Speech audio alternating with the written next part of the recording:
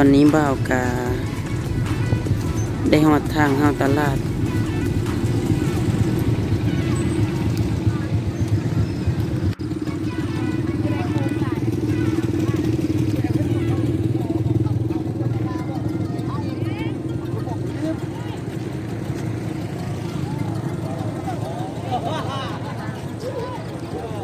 นี่ทุกคนตลาดคนหลายเฮากะย่างเฮาในตลาดกันเลย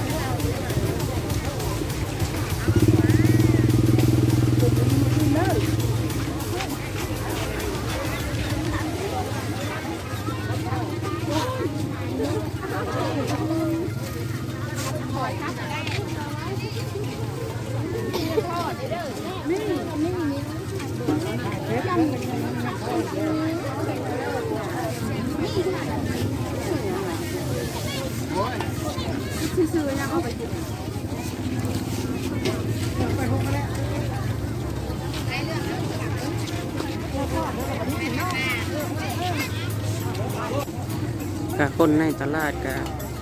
หลายพอสมควรพี่น้องผู้เมื่อผู้มากับมีผู้กำลังมากับมีผู้กำลังเมื่อกับมีเพิ่นได้ซื้อเกินซื้อของแล้วกัน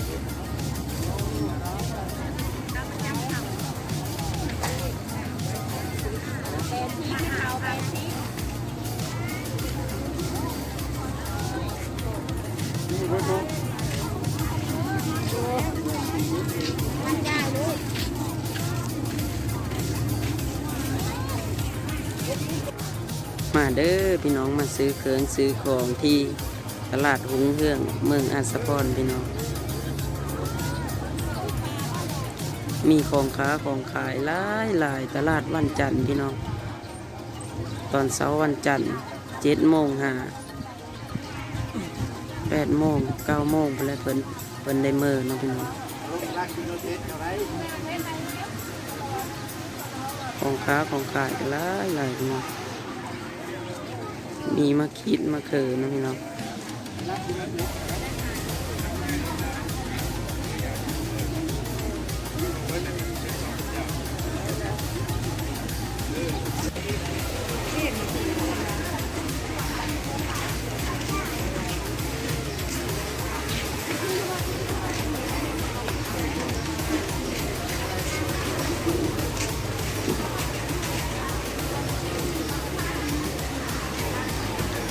นี่พี่น้องอันนี้คือขนมที่มา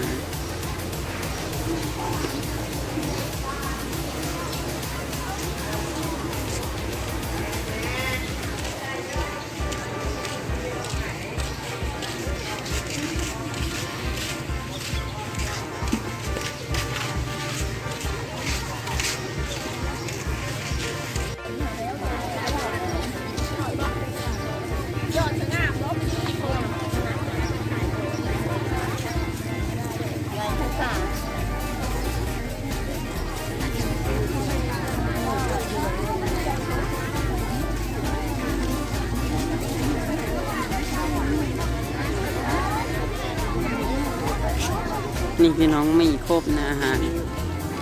เพิ่นได้ขายมะอูบมะหน่อไม้ไปแล้วครบสุด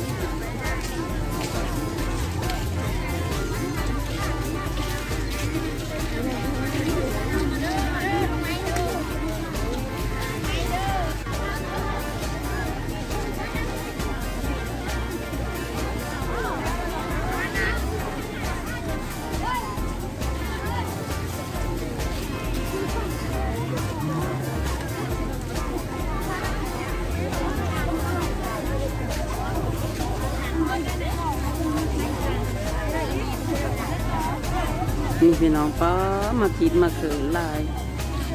สิ่งที่ลายกระมูก็คือมาคิดพี่น้องแยมเพิ่นได้เอามาขาย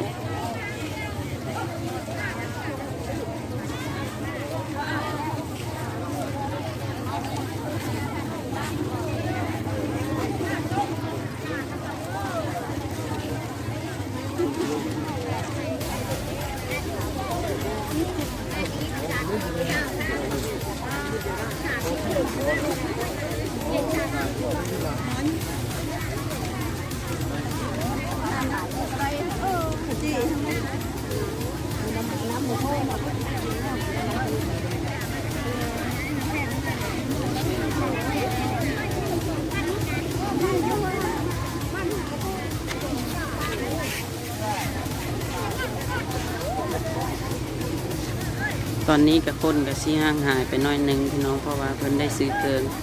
กะเวลาก็เริ่มสายเฮาแล้วเพิ่นกะสิกลับมือเพิ่นมั่นแล้วเพิ่นได้ซื้อเกินแล้วพี่น้อง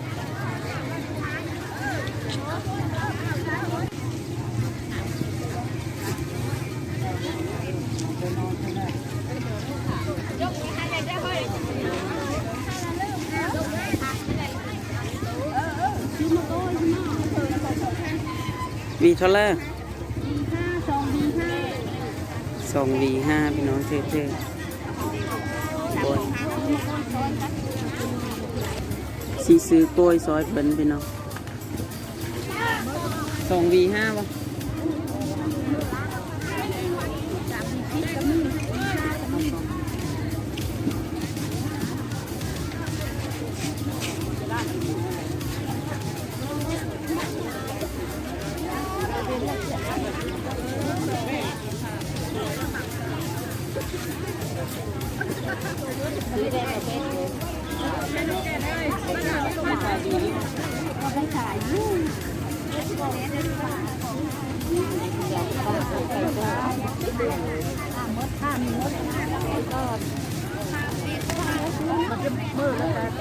พี่น้อง5,000อ๋อลายจนที่นัก5,000เป็นหิวนะ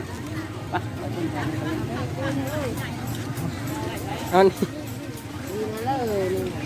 ถือด้วย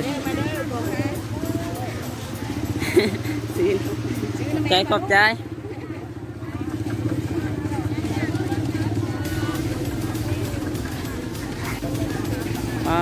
มีของซื้อของขายหลายพี่น้อง